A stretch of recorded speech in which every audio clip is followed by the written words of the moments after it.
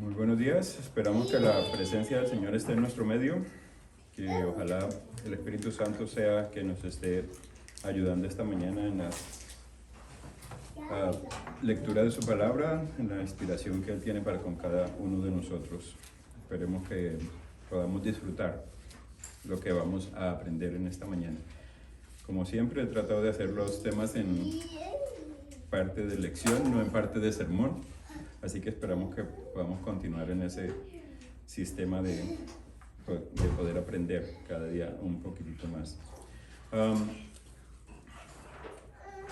Abrimos la palabra del Señor en este momento, pero vamos a orar para que el Señor nos ayude a entenderla. Señor, así como abrimos tu palabra, también abre tú nuestros corazones para que las enseñanzas que tú tienes en ella sea una enseñanza de vida para vida en cada una de nuestras vidas. Tu bendición sea en nuestro medio a través del Espíritu Santo. Sabemos que es el único que puede ayudarnos a entender lo que hay escrito en tu palabra. Por lo tanto, nos colocamos en tus manos, implorando que tú seas en nuestro medio. Te lo agradecemos, Padre, en el precioso nombre de Cristo Jesús. Amén. Apocalipsis 14:8. La lectura bíblica dice: otro ángel le siguió diciendo, ha caído Babilonia, la gran ciudad, porque ha hecho beber a todas las naciones del vino del furor de su fornicación. Es importante para nosotros este versículo, muy importante, sobre todo en estas alturas del tiempo. Tenemos 20 para las 12, así que esperamos utilizar el menor tiempo posible. Mis lecciones siempre son un poco largas, pero esperemos resumirlas lo más que pueda para que podamos disfrutar de ella lo que más podamos.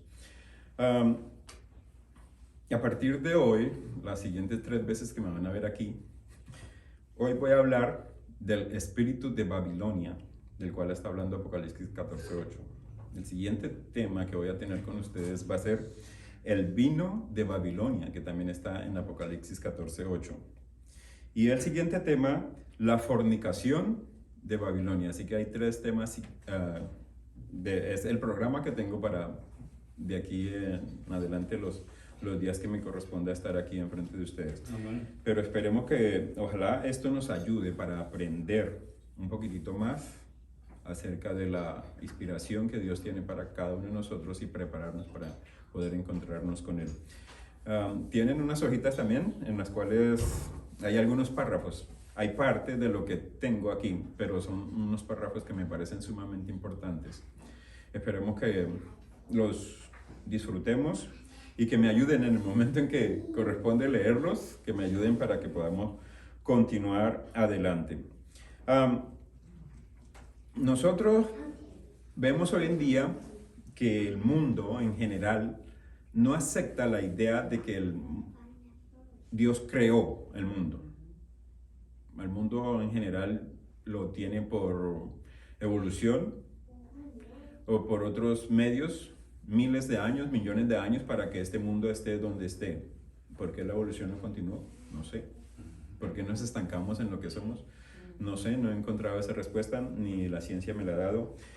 Pero es importante que nosotros comprendamos que los capítulos 1 al 11 del Génesis son historias proféticas que están simbolizando algo en el futuro. Por lo tanto, lo que vamos a mirar hoy acerca del espíritu de Babilonia es muy importante para que nosotros lo entendamos. ¿Recuerdan cuando Noé salió del arca? ¿Cuál fue la orden que Dios le dio a Noé? Que se dispersaran, ¿cierto? Que fueran por todo el mundo, que hicieran, que poblaran el mundo, que reprodujeran y que siguieran adelante poblando el mundo. Esto ya lo hemos estudiado en algunas lecciones de escuela sabática, así que vamos a resumir un poquitito lo que hemos estudiado para después enfocarnos en lo que más nos va a interesar. ¿Qué hicieron ellos? Si nosotros miramos Génesis 11, después del diluvio, ellos dijeron, vamos a construir una torre. Recuerda que eso lo estudiamos hace poco en las lecciones de escuela sabática. Una torre. Vamos a hacer una ciudad grande, vamos a construir una torre y vamos a hacer el centro de toda la atención del mundo. Vamos a ser el centro. En otras palabras, lo que quiero decir es que si han escuchado la palabra o la frase, un nuevo orden mundial, ¿sí lo han escuchado? Sí. ¿Ustedes creen que eso es de ahora? No, eso está desde el Génesis, desde el principio, más o menos 100 años después del diluvio. Ya la gente se había degenerado de esta manera. Así que el nuevo orden mundial fue lo que empezaron a hacer ellos cuando empezaron a construir la Torre de Babel y la gran ciudad. Hay algo importante que ustedes tienen en las páginas, que está en el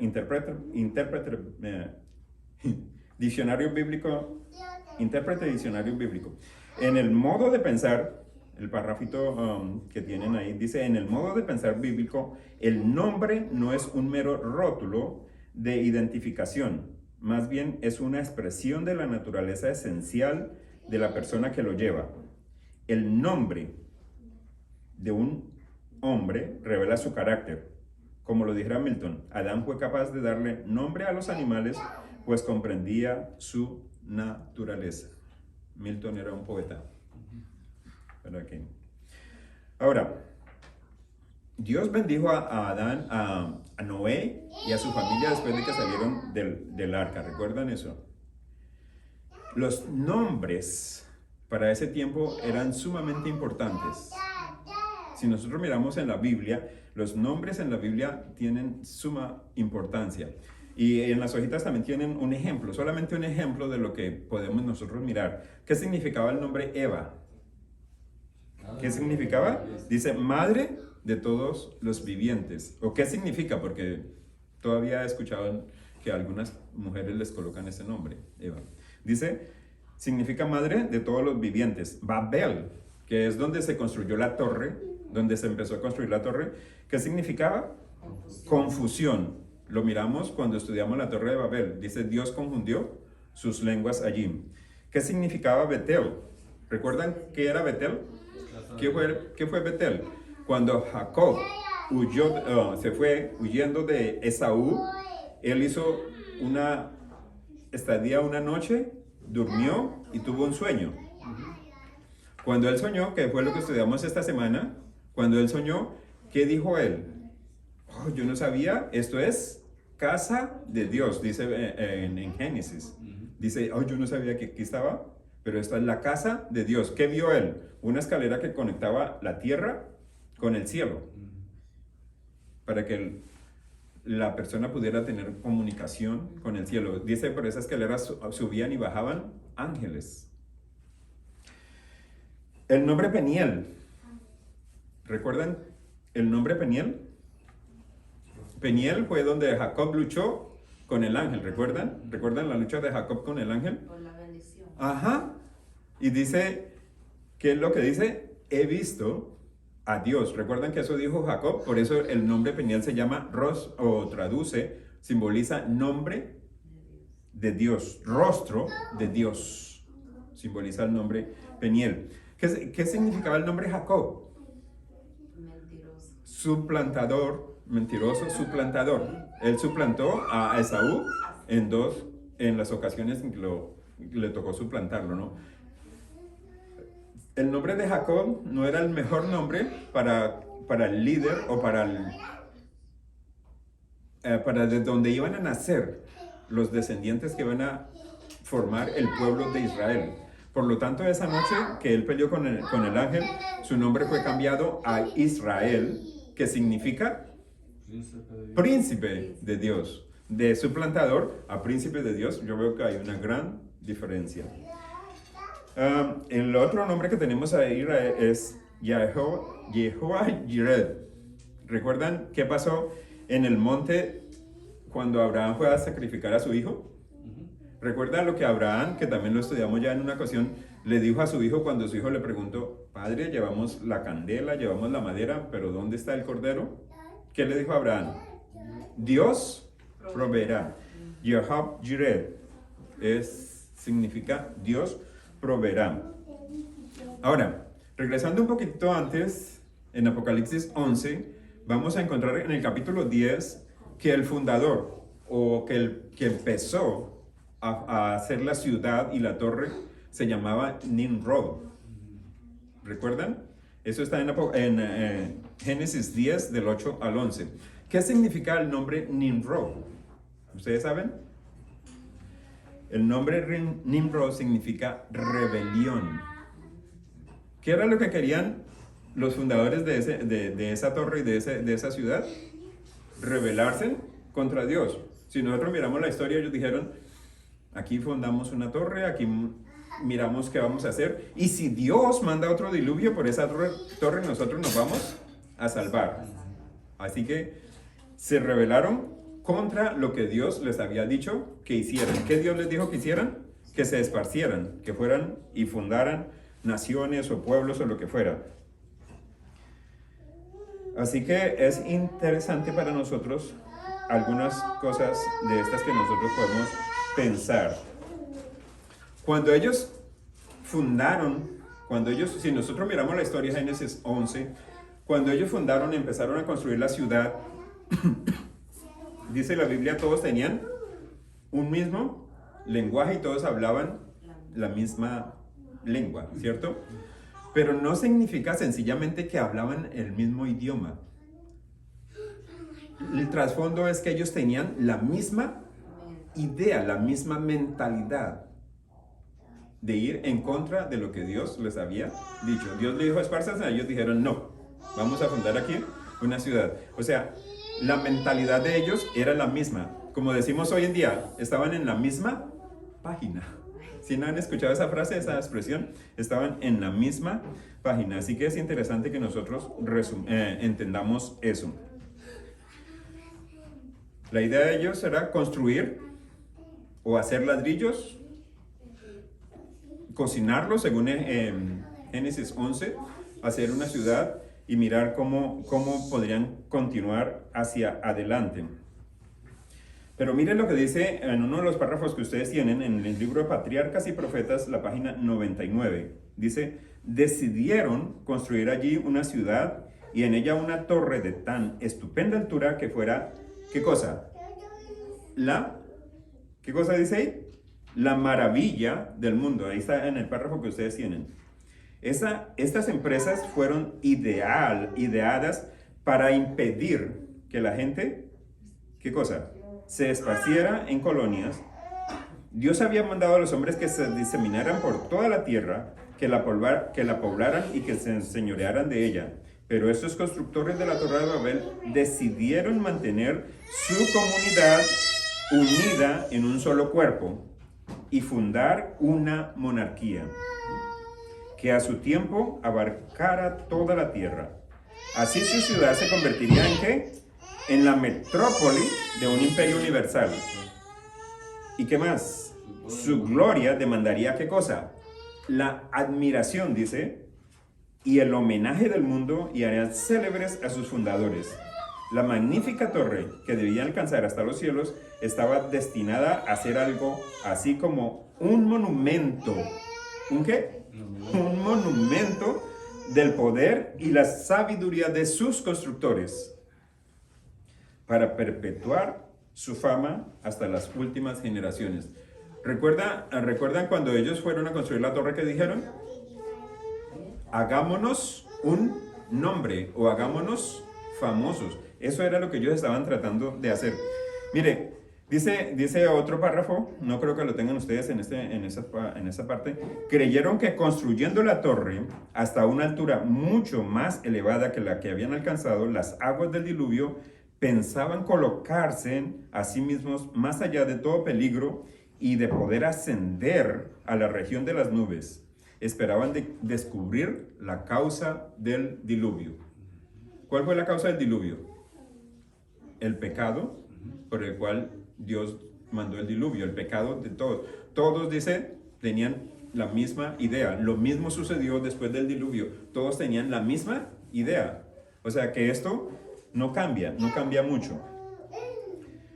Dios lleva un registro meticuloso de la pecaminosidad de las naciones y solo permitirá que alcancen cierto límite. Y esto nosotros lo podemos comprobar a través de la historia. Dios permite que cierto límite lleguen, que hasta cierto límite lleguen las naciones, ¿cierto? O el pecado que ellos cometen. ¿Y qué sucedió, por ejemplo, con los amorreos? Cuando Abraham fue de Ur de Caldeo a Canaán, ¿fueron destruidos los amorreos? No, porque no habían llenado la copa de Dios, ¿cierto? Entonces, Abraham vivió entre ellos y con ellos. Recuerda cuando estudiamos San Mateo 24 que Jerusalén, antes de ser destruida, pasó una persona que sellaba en sus frentes a los personajes que vivían allí. ¿Sí recuerdan? Eso lo estudiamos en San Mateo 24. Así que después de que fueron sellados, vino la destrucción.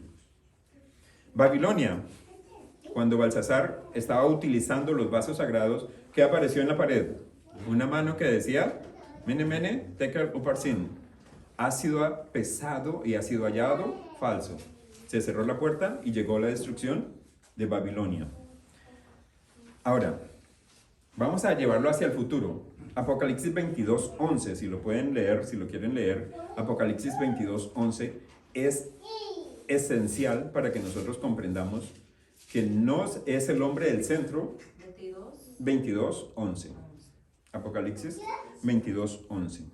No debe ser el hombre el centro, sino que debe ser Dios el centro de nuestra adoración, el centro de todo.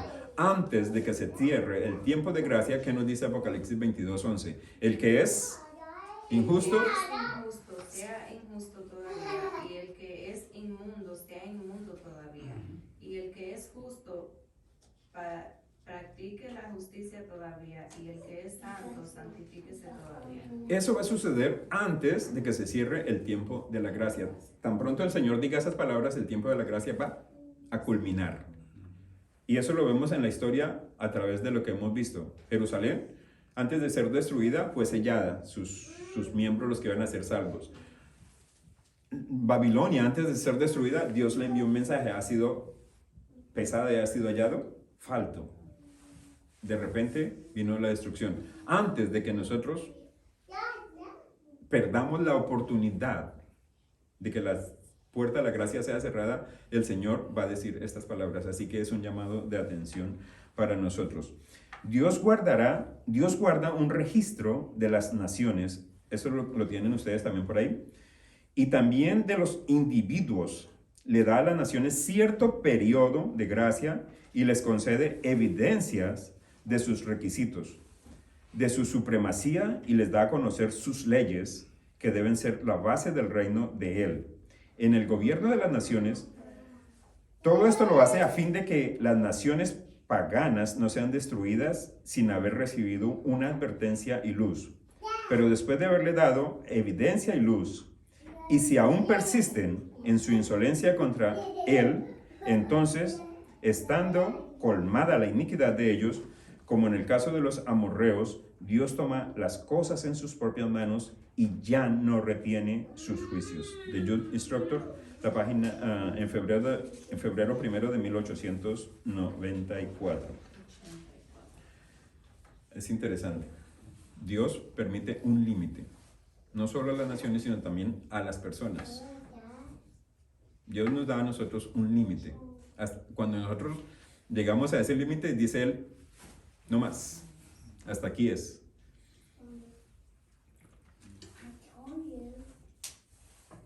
Y después ejecuta la sentencia. Lo mismo pasó con la torre.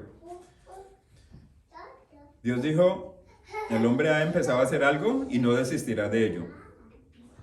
Notemos los pasos, y esto va a suceder en la vida de cada uno de manera individual. Dios primero mira, Dios después dice, voy a juzgar lo que están haciendo, o sea, hace una investigación de lo que están haciendo, y después dice, ok, ya no hay más chance, lo voy a confundir. Ahí viene la ejecución. Eso sucede en cada una de nuestras vidas también. Notemos algo interesante. Esto siempre pensaron en el centro de todas estas actividades, el hombre. El hombre iba a ser exalzado, ensalzado, exaltado. El hombre el centro, Dios a un lado. Si nosotros miramos nuestra vida hoy en día, si nosotros miramos hoy el mundo, ¿cómo está el mundo? ¿Cuál es el centro del mundo? ¿Quién es primero? Ellos. Yo primero, después yo y siguiente yo. ¿Recuerdan dónde empezó eso? Ezequiel 28, Isaías 14. Alguien dijo, yo me sentaré, yo subiré, yo seré. ¿Recuerdan quién dijo eso? Un ángel en el cielo. Ajá. ¿Recuerdan? Un ángel en el cielo. O sea, es lo que siempre ha él querido que la humanidad haga también. Primero el hombre y después Dios. Dios a un lado. Así que es interesante que nosotros tengamos estas cosas en cuenta. Génesis nos da el origen de la palabra Babilonia, que se encuentra más adelante en el libro de Apocalipsis. Según el último libro de la Biblia, lo que ocurrió una vez en Babel ocurrirá de nuevo a nivel global al final de la historia. El libro de Apocalipsis describe una gran conspiración final de la humanidad contra Dios. Lo mismo que estaban haciendo en el principio los antediluvianos y después los descendientes de Noé. La misma historia, dice, se va a repetir. Es interesante lo que escribió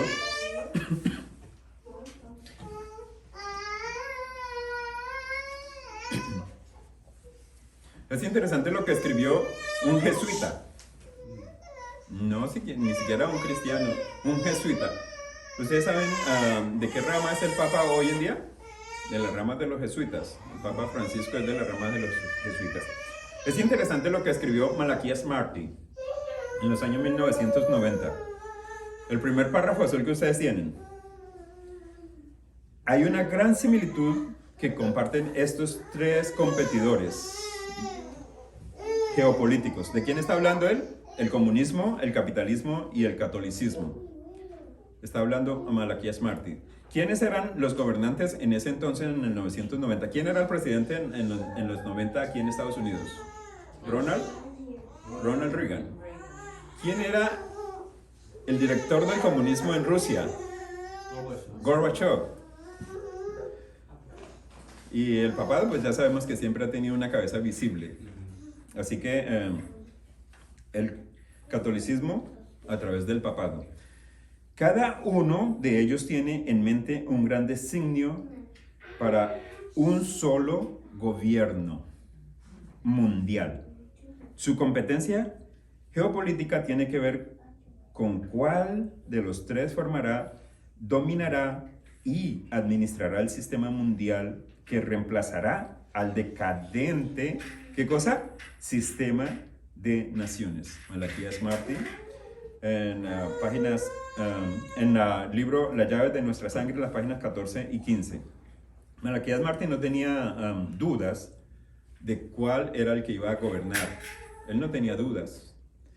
Él asegura, más adelantito lo vamos a ver en el siguiente párrafo, él asegura, él toma el versículo donde el Señor dice, y a ti, Pedro, te daré las llaves, ¿de qué?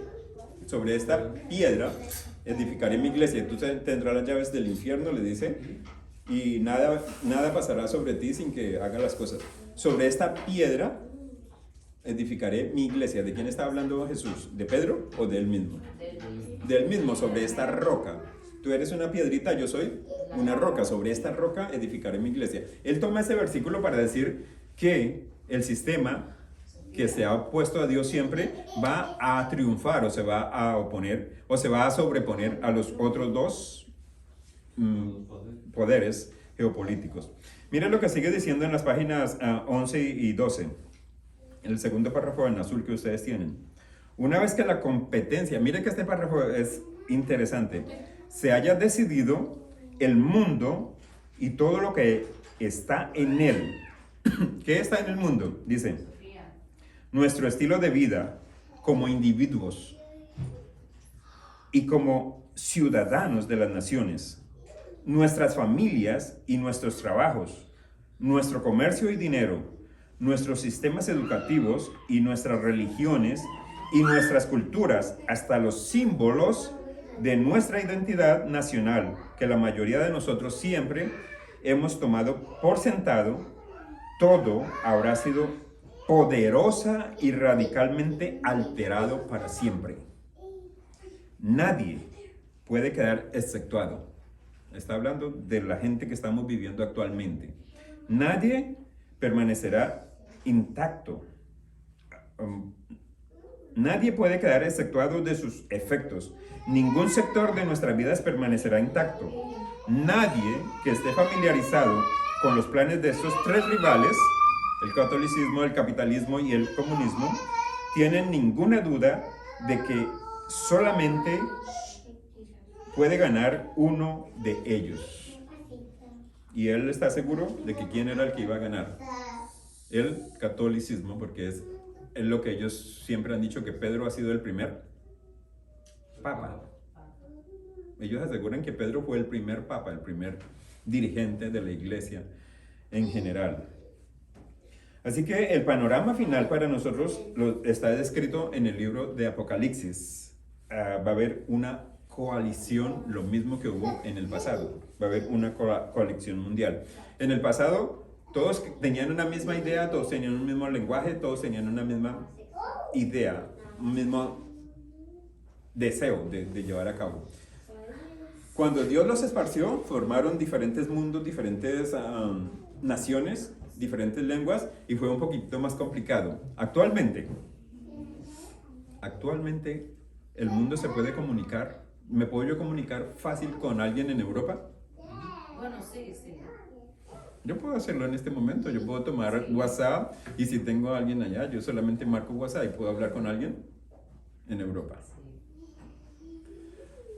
Lo que Dios hizo en aquel entonces, el hombre ahorita está utilizando toda la tecnología, todos los medios que puede para volver a tener esa globalización, esa centrarse en ellos mismos a través de todos los sistemas, la tecnología que está hoy en el mundo.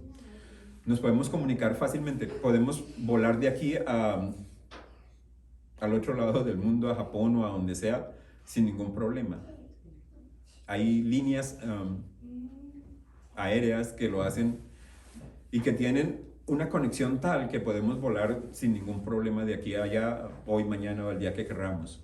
Hablar. El mundo está ahorita comunicado a través de muchas cosas. El lenguaje no es un problema actualmente. El lenguaje no es un problema. Yo puedo también coger un teléfono y los apps que tengo en el teléfono puedo trasladar casi inmediatamente ¿cómo se dice? No. El lenguaje. Translate. Yo puedo translate ya. Puedo Traducir. traducir. ¿Qué palabra me quería escapar? Yo puedo traducir cualquier lenguaje que podamos escuchar casi inmediatamente. O sea que no es ningún problema tampoco el lenguaje hoy en día. Eso lo hice yo ayer. ¿Sí notamos? Por eso les quiero invitar a que miremos un poquitito Apocalipsis 17, del 1 al 6. Vino entonces uno de los 7 ángeles que tenía las 7 copas y habló conmigo diciendo: ven acá y te mostraré la sentencia contra la gran ramera, la que está sentada sobre muchas aguas, con la cual han fornicado los reyes de la tierra, y los moradores de la tierra se han embriagado con el vino de su fornicación.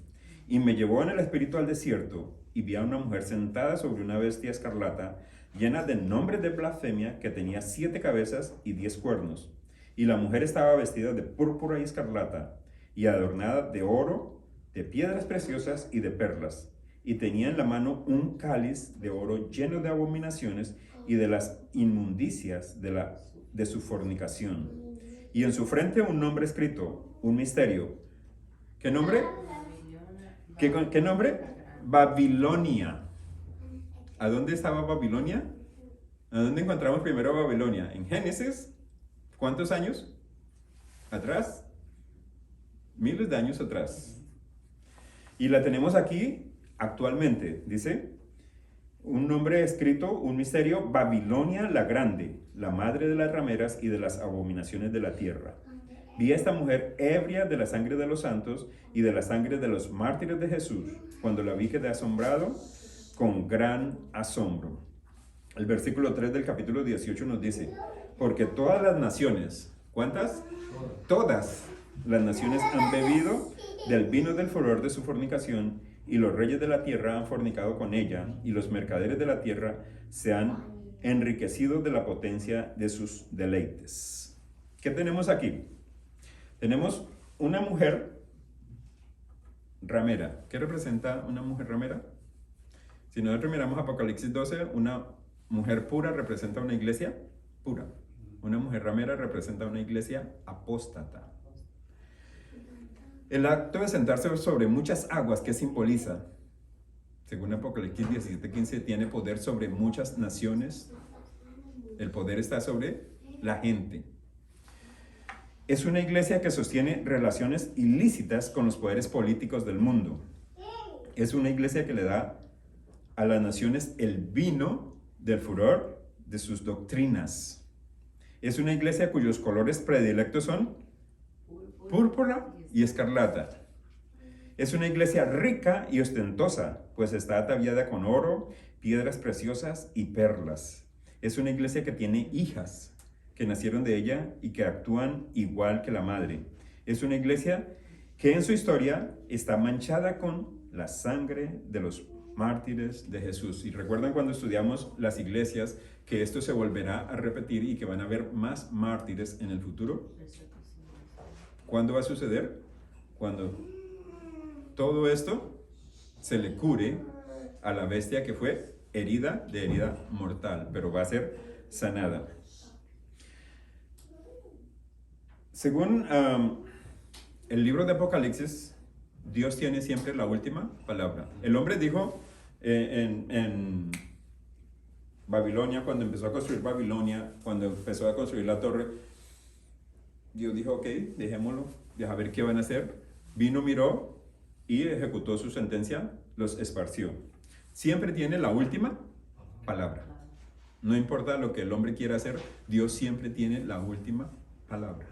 Dios es el que decide al último. Él permite y deja que todo avance hasta cierto punto, pero después dice, ya no más, como leímos en alguno de los párrafos de la espíritu de profecía. Y miremoslo de la siguiente manera también en la Biblia. Apocalipsis 16, versículos 17 al 21 nos dice, el séptimo ángel derramó su copa por el aire y salió una gran voz del templo del cielo, del trono, diciendo, hecho está. Entonces hubo relámpagos y voces y truenos y un gran temblor de tierra, un terremoto tan grande cual no hubo jamás desde que los hombres han estado sobre la tierra. Y la gran ciudad fue dividida en 3 partes. Y las ciudades de las naciones cayeron, y la gran Babilonia vino en memoria delante de Dios para darle el cáliz del vino del ardor de su ira. Y toda isla huyó, y los montes no fueron hallados, y cayó del cielo sobre los hombres un enorme granizo como el peso de un talento. Y los hombres blasfemaron contra Dios por la plaga del granizo, porque su plaga fue sobremanera grande. Dios tiene la última palabra. Dios permite que todas estas colecciones se lleven a cabo, pero con el tiempo Él va a decir, hasta aquí. Ya la copa se ha llenado y ha empezado a rebosarse, así que hasta aquí va esto. Todo esto que va a suceder en el futuro lo está resumiendo Apocalipsis 16. Dios va a permitir que esto pase. Pero en el momento en que ya llene su copa, Él dice ya, no más. Por eso el versículo dice, hasta aquí, hecho está, no hay más. Es para nosotros muy interesante que tengamos esto en cuenta. El mundo, como les decía hace unos minutitos atrás, el mundo está unido por la comunicación a través de la tecnología, como Skype, correo electrónico, mensajes de texto, WhatsApp, teléfonos celulares, Twitter, Facebook, Instagram, ¿qué más tenemos? Muchas cosas más, así por las cuales está unido el mundo. cualquier parte colocan una foto en Instagram y ya la pueden ver en la otra parte del mundo, ¿cierto? Así que el mundo está conectado por todo esto. El mundo está unido por medio de tratados de libre comercio. ¿Sí lo han escuchado? Yeah. Hay libre comercio para que entre naciones puedan compartir sus productos. Así que no hay nada. El sistema ha hecho un esfuerzo casi sobrehumano de unir a todas las religiones. Estoy hablando del sistema. El sistema católico tiene una cabeza visible que es el Papa. Este sistema está haciendo un hecho casi sobrehumano. Nosotros decimos el Papa, pero el Papa sencillamente es la cabeza visible del sistema. A través de él está haciendo casi, dice, un esfuerzo sobrehumano para unir las religiones. ¿Lo hemos visto en nuestros medios? Sí, lo hemos visto. El mundo occidental se está uniendo para hacerle frente al enemigo, a un enemigo común, el islamismo extremo. Y esta unión se transformará al fin en una oposición contra todo aquel que se considere sectario y fundamentalista. El sistema, a través del Papa, ha llamado a todas las naciones a que se unan para resolver el problema del cambio climático y la pobreza global. El mundo se caracteriza siempre se ha caracterizado por una filosofía rebelde desde el principio. Sigue siendo. ¿Cuáles son los objetivos o cuáles son las ideas principales de todo esto? Particularmente durante los últimos 120 años se han llevado a cabo algunas encíclicas. ¿Saben qué es una encíclica? En los últimos 120 años se han hecho diferentes encíclicas a través del sistema por los papas que han pasado en esos momentos. Y han aparecido unas palabras que quiero que tengan en cuenta siempre. En el año 1891, el Papa León XIII publica una encíclica que se llama Rerum Novarum. Y ha aparecido desde ahí para acá 4 expresiones que siempre se han repetido. ¿Cuáles son? El bien común. ¿Lo han escuchado en estos últimos días? El bien común. El individualismo es un enemigo que hay que evitar a toda costa. El bien común es algo que realmente no existe. La solidaridad. ¿Han escuchado esa palabra últimamente? Oh, sí. Debemos unirnos en un solo cuerpo ecuménico y evitar el sectarismo. La subsidiariedad. Nuestros intereses personales son subsidiarios al bien común de todos. O sea, nada es personal. La destinación común de los bienes. La propiedad personal no es necesariamente personal, sino que más bien pertenece a toda la raza humana y debe ser redistribuida de acuerdo con las necesidades. O sea, estas 4 palabras se han repetido siempre a través de las encíclicas que han salido a través de estos últimos 120 años. Y nosotros las hemos escuchado últimamente muy seguido, o al menos yo las he escuchado últimamente muy seguido. Cuando el sistema quiere a través de su personaje expresar ciertas cosas, estas palabras siempre salen a flote. El cambio climático hay que mirarlo. La pobreza hay que erradicarla. Hay muchas cosas que son interesantes para nosotros en esta mañana. Benedicto XVI es el papa que se retiró hace poco, bueno, no hace poco, hace algunos años atrás. Él escribió una encíclica que se llama Caritas in Veritate, o Amor Verdadero. Dice él, ustedes tienen estos párrafos en sus hojas, dice él: la acción del hombre sobre la tierra es una de las... el primer párrafo en púrpura. La tercera página. No sé cuál será. Tengo como la 10ª acá. O la 12. No sé. Dice, la acción del hombre sobre la tierra, cuando está inspirada y sustentada por la caridad, contribuye a qué cosa? A la edificación de esa ciudad de Dios universal. ¿Dónde se está construyendo esa ciudad? ¿De acuerdo a esto? Aquí, ¿cierto? Hacia la cual avanza la historia de la familia humana en una sociedad en vías de globalización. El bien común y el esfuerzo por el que han de abarcar necesariamente a toda la familia humana, es decir, a la comunidad de los pueblos y naciones, dando así forma de unidad y de paz a la ciudad de ¿quién? ¿Qué dice ahí? A la ciudad del hombre, y haciéndola en cierta medida una anticipación que prefigure la benedicta ciudad de Dios, sin barreras. Eso está en el párrafo 7, en Caritas in Veritate. Sigue él diciendo, para gobernar. ¿Para qué él quiere hacer todo esto? Para gobernar la economía mundial. O sea, para tener poder sobre la economía mundial, en otras palabras. Para sanear las economías afectadas por la crisis, para prevenir su empeoramiento y mayores desequilibrios consiguientes, para lograr ¿qué cosa? Un oportuno desarme integral. ¿Para qué más? La seguridad alimenticia y la paz, para garantizar la salvación del ambiente y regular los flujos migratorios. ¿Qué cosa urge? La presencia de una verdadera autoridad política mundial, como ya fue esbozada por mi predecesor, el Beato Juan 23.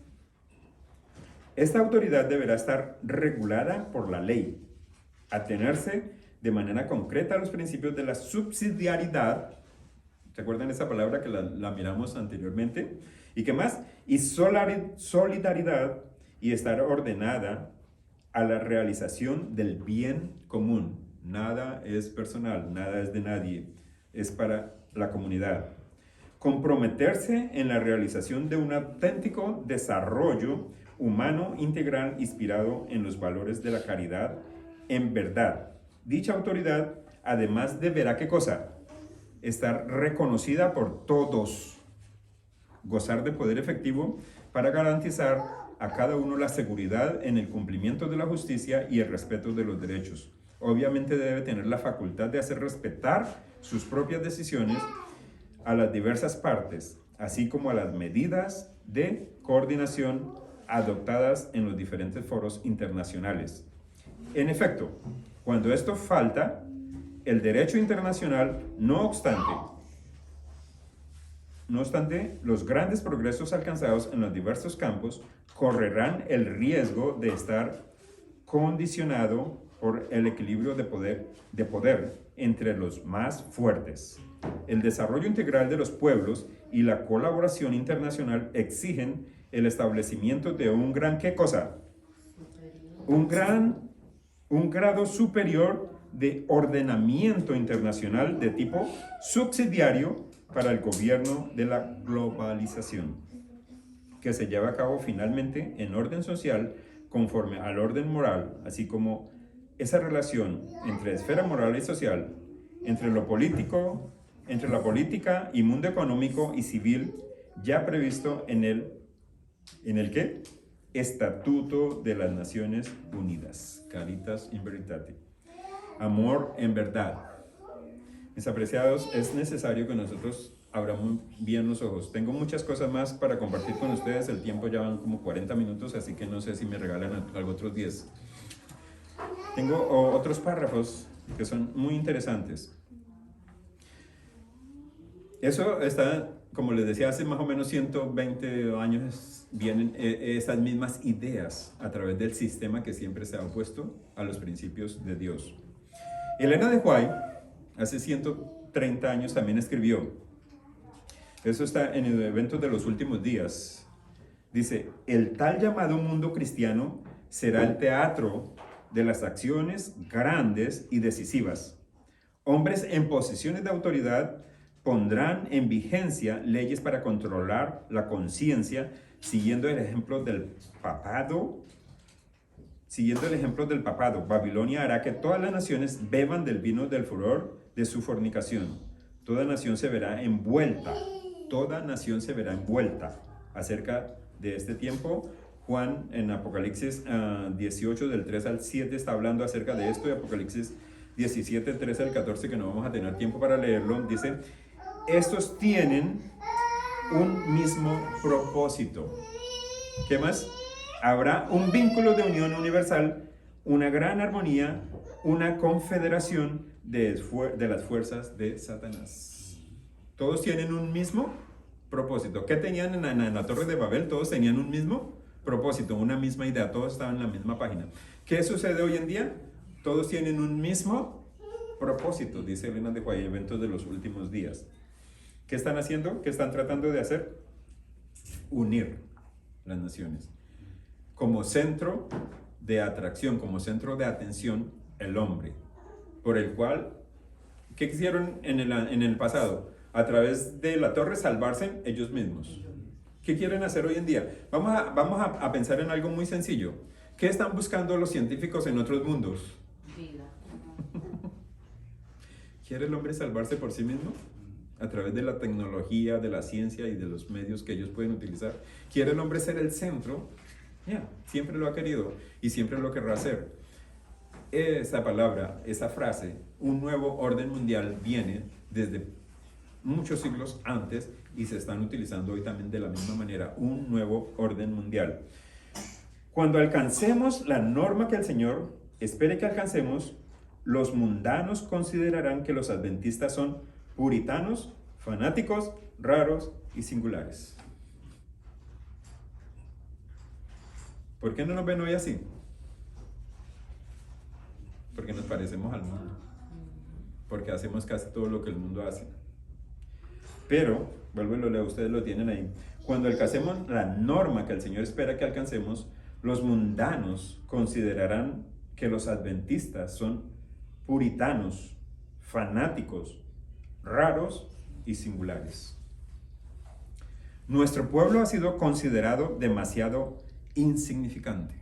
Está hablando de los adventistas, de nosotros, para ser digno de ser tomado en cuenta, pero vendrá un cambio. Está hablando de que nosotros vamos a tener, ¿qué cosa? Un cambio. Está hablando de nosotros, nos está hablando, porque dice vendrá, está hablando del futuro. Ella lo escribió hace 130 años. Dentro del mundo cristiano se están llevando a cabo movimientos que necesariamente traerán a la prominencia al pueblo que guarda los mandamientos. Eso está en Testimonios para la Iglesia, tomos 5, la página 515. Está hablando de nosotros. Hay más párrafos ahí que ustedes los pueden leer en sus casas. Son importantes. Es importante. Los que honran el sábado de la Biblia serán denunciados como enemigos de la ley y del orden, como quebrantadores de las restricciones morales de la sociedad y por lo tanto causantes de anarquía y corrupción, que atraen sobre la tierra los altos juicios de Dios. Sus escrúpulos de conciencia serán presentados como obstinación, terquedad y rebeldía contra la autoridad. Serán acusados de deslealtad hacia el gobierno. Los ministros que niegan la obligación de observar la ley divina predicarán desde el púlpito que hay que obedecer a las autoridades civiles, porque fueron instituidas por Dios. Y si nosotros miramos la Biblia, vamos a ver que la Biblia sí es clara cuando dice que las autoridades civiles fueron instituidas por Él. Pero, ¿hasta qué punto vamos a obedecerlas? Es necesario que tengamos eso en cuenta. Voy a saltarme algunos párrafos. Dice: los dignatarios de la Iglesia del Estado se unirán para hacer que todos honren el domingo. Y para ello apelarán al cohecho, a la persecución o a la fuerza. La falta de autoridad divina se suplirá con ordenanzas abrumadoras.